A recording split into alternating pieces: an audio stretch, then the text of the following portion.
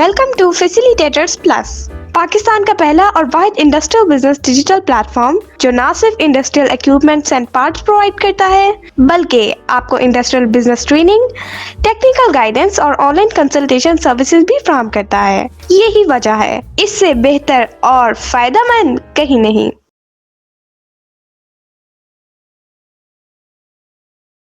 अस्सलाम वालेकुम। Facilitator plus solutions के प्लेटफॉर्म पे आपको वेलकम कहते हैं। आज की जो ये वीडियो है ये बहुत ही अहम है और बहुत ही अहम है। किन लोगों के लिए? वो लोग जो इंडस्ट्री के अंदर या आप कह लें कि फील्ड के अंदर कह लें कि HVAC का काम करते हैं, या अगर मैं मज़ीद बेहतर बोलूं तो हीटिंग सिस्टम्स के ऊपर काम करते हैं, और अगर उसको मज़ीद स्पेसिफाई कर दूं तो आप ये कह लें कि वो लोग जो ब्रूडर्स के ऊपर, चूँकि कह लें कि जो ऑयल के बर्नर्स होते हैं वो इंडस्ट्री में भी लगते हैं और कमर्शियल लेवल पे ब्रूडर्स होते हैं, जो आप कह लें कि पोल्ट्री फार्म वगैरह में जहाँ पे कह लें कि चूज़े होते हैं, मुर्गियाँ होती हैं, उनको हीट देने के लिए सर्दियों में तो ये जो सिस्टम लगते हैं ना, ब्रूडर्स कहा जाता है। और उनका जो मेन पार्ट होता है वो ऑयल बर्नर होता है। तो ऑयल बर्नर को जो चीज़ कंट्रोल करती है, जो उसका बर्नर कंट्रोलर होता है, यूँ कह लें कि जो उसका दिल होता है, तो जो पाकिस्तान में सबसे ज़्यादा मकबूल है इस वक्त, उनमें दो मॉडल बहुत ज़्यादा मकबूल हैं। एक आपको नज़र आएगा सीमेंस कंपनी का LMO14। तो आज हम पूरा इसका आपको इन डेप्थ ट्यूटोरियल दिखाने जा रहे हैं। और दूसरा मॉडल जो बहुत ज़्यादा यूज़ होता है बर्नर कंट्रोलर का, वो है LOA24, ये भी सीमेंस कंपनी का। तो जो सबसे ज़्यादा इस वक्त मकबूल हैं वो है LOA24 और देन LMO14 और इसी तरह LMO24 भी। तो जिनमें इन दोनों में माइनर डिफरेंस है। बारकैफ तो आज चाहूँगा कि आपको मैं LOA24 इसका पूरा इन डेप्थ ट्यूटोरियल दूं, और इस तरह दूं कि नेक्स्ट आपको ये बर्नर कंट्रोलर कहीं पे भी चलाना, अप्लाई करना, इंस्टॉल करना, कमीशन करना और उसके बेस्ट रिज़ल्ट प्रोड्यूस करना आपके लिए नहायत आसान हो जाए। तो ये बहुत ज़्यादा वैल्यूएबल वीडियो है जी। उम्मीद करता हूँ कि आपको पूरे सोशल मीडिया के ऊपर, पूरे कह लें कि जितने भी प्लेटफॉर्म्स हैं, कहीं पे भी ऐसी वीडियो नहीं मिलने वाली। लिहाजा इसको आखिर तक मुकम्मल गौर देखिएगा, और उम्मीद करता हूँ कि उसके बाद आपकी बहुत सी प्रॉब्लम्स ख़त्म होने वाली हैं, सुलझने वाली हैं, और आपको आगे बढ़ने का मज़ीद मौका मिलने वाला है। और ये वीडियो उन लोगों के लिए भी बहुत अहम है जो कि फील्ड के अंदर कह लें कि ऑटोमेशन के सॉल्यूशंस देते हैं, और एक आम इलेक्ट्रीशियन जो अच्छा इलेक्ट्रीशियन है वो भी अपने आप को नेक्स्ट कह लें कि कैरियर ग्रोथ के हवाले से आगे बढ़ाते हुए अगर आगे बढ़ना चाहता है तो उसके लिए ये भी मस्ट है। अगर उसको सीख जाता है तो बड़ी बासानी किसी भी फील्ड के अंदर जाने का, वो विज़िट का ही 5 से 10 हज़ार रुपया चार्ज कर सकता है, और ये काम 1 से 2 घंटे से ज़्यादा नहीं होता जहाँ पे भी हम जाते हैं। इसका मतलब ये हुआ कि जब आप इसको सीख जाते हैं तो आगे आप बहुत ज़्यादा अच्छी अर्निंग भी कर सकते हैं। लिहाजा इसको गौर से देखिएगा। अब हम स्टार्ट करते हैं जी। सबसे पहले मैं बताऊंगा आपको इसके जो वायरिंग्स हैं, तो इसकी वायरिंग कैसे है मैं आपको वो गाइड करता हूं। ये देखिएगा, इसका ये जो है एक नंबर पे हम देते हैं लाइन। चूँकि ये जो मॉडल है आपके सामने, मैं आपको थोड़ा गाइड कर दूं। इसके जो ऑपरेटिंग वोल्टेज हैं वो क्या है, 220 वोल्ट से 240 वोल्टेज AC। ये AC का सिंबॉलिक है आगे। और इसी तरह जो फ्रीक्वेंसी, जिस फ्रीक्वेंसी पे ये कंट्रोलर काम करता है वो कितनी है, 50 to 60 हर्ट्ज़। ओके। और जो इसकी अपनी पावर कंजप्शन है वो कितनी है, 3 VA, जो कि बहुत ही मामूली है। तो बारकैफ ये चूँकि 220 वोल्ट AC पे काम करता है, तो अब हम इसके अंदर आगे देखते हैं इसके जो वायरिंग डायग्राम है वो किस तरह काम करती है। इसका 1 नंबर टर्मिनल है, यानी 1 नंबर टर्मिनल जो है वो इसके लाइन के लिए, जिसे फेज़ भी कहा जाता है। तो फेज़ के आगे हम लगाते हैं फ्यूज़। ये फ्यूज़ का आपको सिंबल नज़र आ रहा होगा। फ्यूज़ लगाने के बाद आगे कह लें स्विच शो कराया गया है। स्विच के ज़रिए मेन सप्लाई को कह लें कट ऑफ करना है या ऑन करना है, वो आपके हाथ में है। तो बारकैफ इसके ज़रिए फिर आगे ये कुछ सेफ्टीज़ दी गई हैं। W फॉर वाटर लेवल का, कहीं बॉयलर के साथ अगर लगाना है वाटर लेवल की सेफ्टी है, और इसी तरह R फॉर थर्मोस्टेट, ये थर्मोस्टेट की है। तो थर्मोस्टेट के बाद ये हम इसको 1 पे फेज़ अप्लाई कर देते हैं, यानी कि ये लिमिट स्विचेस कह लें। या सेफ्टीज कह लें, इसके बाद हम इसको सप्लाई देते हैं। इसी तरह जो इसका जो 2 नंबर टर्मिनल है वो ये देखें, ये न्यूट्रल है। न्यूट्रल हम इसको भी स्विच के ज़रिए 2 नंबर टर्मिनल पे अप्लाई कर देते हैं। ओके, तो इन शॉर्ट वर्ड्स ये क्या बना, 1 number terminal just for phase line and 2 number terminal just for neutral, जो इनपुट सप्लाई है इसकी। ओके, चलें अब हम आगे बढ़ते हैं जी। आगे आप देख रहे होंगे 8 नंबर टर्मिनल। 8 नंबर टर्मिनल, अच्छा ये बहुत अहम है और मैं ये समझता हूँ कि बहुत से वो लोग जो कि इंडस्ट्री के अंदर काम करते हैं, हीटिंग सिस्टम्स के ऊपर काम करते हैं और वो ये जो बर्नर कंट्रोल है इसके इंस्टॉल करते हैं, तो I think mostly more than 95 लोगों को ये पता ही नहीं फंक्शन है क्या। तो बेसिकली ये होता क्या है, कह लें कि 8 नंबर टर्मिनल पे फेज आता है, निकलता है, और दूसरी तरफ क्या है, न्यूट्रल। तो ये बेसिकली हीटिंग सिस्टम में हीटर्स के लिए होता है। तो ये किसी भी ऑयल टैंक में कह लें कि रिक्वायर्ड टेम्परेचर को पहले मेंटेन किया जाता है। जो ही वो मेंटेन हो जाता है उसके बाद आपको ये नज़र आ रहा होगा 8 से 3 के दरमियान ये स्विच है जिसे OH लिखा हुआ है।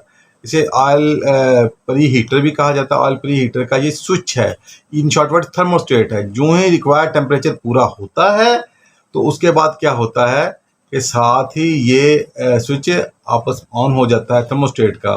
तो ये करंट 8 से 3 में पास होता है।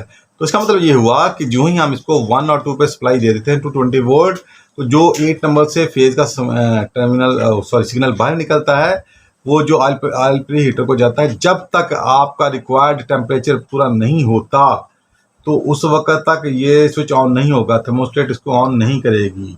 तो जो ही जब तक ये ऑन नहीं होगा तो सिस्टम आगे रन नहीं करेगा, ऑपरेट नहीं होगा। ये बड़ी अहम बात है। और जो ही हम इसको रन कर देते हैं और आगे ये मूव कर जाता है, तो जो ही ये देखें आपको FR फॉर फ्लेम रिले, इसके अंदर जो रिले है जो फ्लेम को सेंस करके ऑन हो जाती है, वो फिर अपने ही कनेक्शन से इसको डायरेक्ट कर देती है। यानी उसके बाद इस थर्मोस्टेट का फंक्शन ख़त्म हो जाता है। तो बरकैफ मोस्टली लोग क्या करते हैं, इसको वो यानी कह लें कि 8 से 3 टर्मिनल के दरमियान जंपर लगा देते हैं, जंपर डाल देते हैं।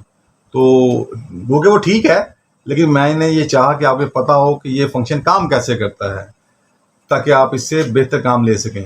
तो उसके बाद क्या है कि ये 3 नंबर टर्मिनल से ये आप कह लें कि ये 3 नंबर टर्मिनल है, ये है ब्लोअर का, जिसे FD फैन भी कहा जाता है, ब्लोअर मोटर भी कहा जाता है।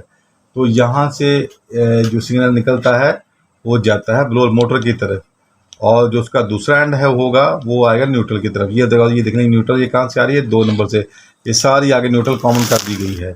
ओके, तो इसी तरह आगे हम देखते हैं कि जो इसका 6 नंबर टर्मिनल है, 6 नंबर टर्मिनल वो किस चीज़ का है, वो है इग्निशन ट्रांसफार्मर का, जो कि कह लें ट्रांसफार्मर जो कि आगे स्टेप अप ट्रांसफार्मर भी कहलाता है, जिसको हम 220 वोल्ट इनपुट में देते हैं, जबकि वो आउटपुट में आगे 10,000 या 15,000 या इवन के 20,000 वोल्टेज तक आगे वो निकालता है, आउटपुट में देता है, जो कि बहुत ज़्यादा हैं। उन्हें HD वोल्टेज भी कहा जाता है, और उन्हीं के ज़रिए फिर आगे किसी भी सिस्टम में आग लगवाई जाती है।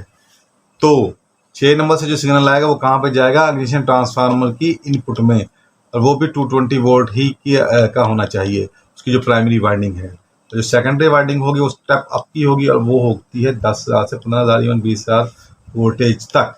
चलें, तो इसी तरह हम आगे बढ़ते हैं। आगे जो इसका टर्मिनल है वो है 4 नंबर टर्मिनल।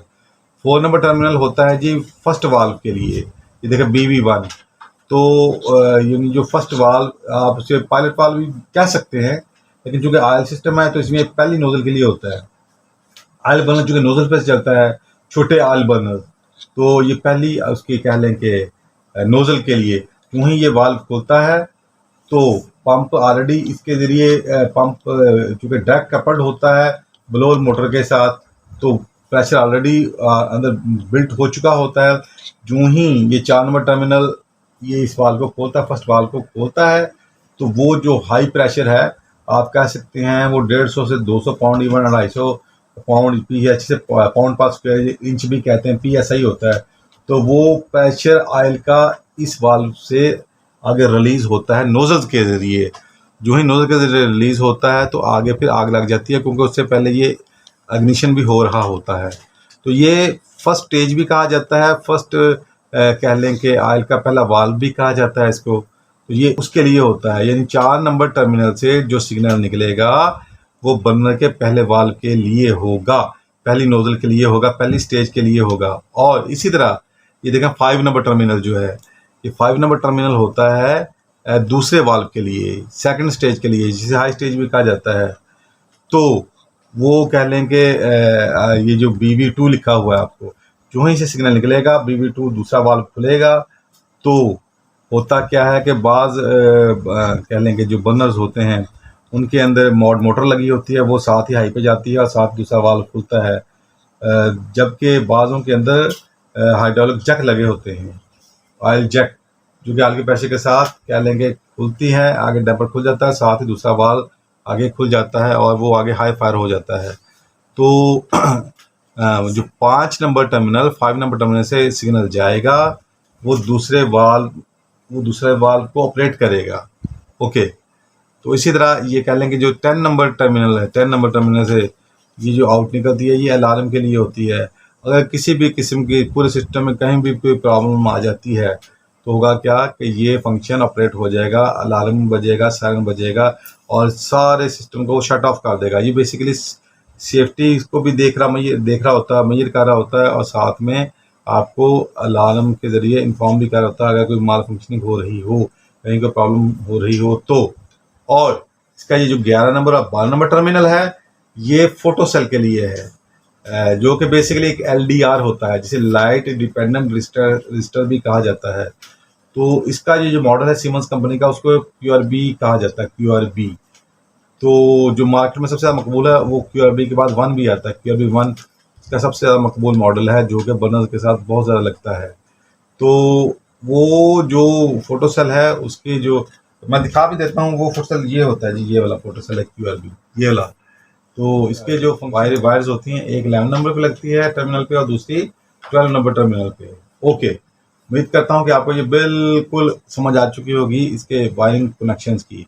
और इसी तरह ये देख सकते हैं आप, तो लिखा मेंशन्ड है, उन्होंने कहा कि 1 नंबर टर्मिनल पे आपको इस पूरी के ऊपर जो मैक्सिमम आपको लोड डालना है वो 5 एम्पीयर से ज़्यादा नहीं होना चाहिए, मैक्स लिखा हुआ है 5 एम्पीयर से ज़्यादा नहीं होना चाहिए। इसी तरह जो ये जो 3 नंबर से और 4 नंबर, ये हर एक टर्मिनल के अगेंस्ट उसकी एम्पीयर रेटिंग मेंशन कर दी गई है, ताकि आप इसको जब भी ऑपरेट करें तो जो भी आगे आपने लोड डालना है वो कभी भी ये जो मेंशन्ड कह लेंगे उन्होंने मेंशन कर दिया हुआ है रेटिंग, इसके अबव ना जाए, इसके अंडर रहे, ताकि सेफ्टी मेजर्स के तहत ये रोलर काम करे और ये लॉन्ग लाइफ चले। चलें अब हम आगे बढ़ते हैं। अल्हम्दुलिल्लाह, हम 25 साल से ज़ायद अरसा कामयाबी के साथ इंडस्ट्रियल ऑटोमेशन सर्विसेज और प्रोडक्ट्स पूरे पाकिस्तान में फ्राहम कर रहे हैं। हमारे साथ बहुत से इंडस्ट्रियलिस्ट्स और खुशमुतमईन कस्टमर्स मुंसलिक हैं। तो अगर आप भी 100% सेटिस्फेक्शन के साथ repairing solution, reliable and trustworthy support और ऑटोमेशन कंसल्टेंसी चाहते हैं तो दिए गए नंबर पर अभी राब्ता करें।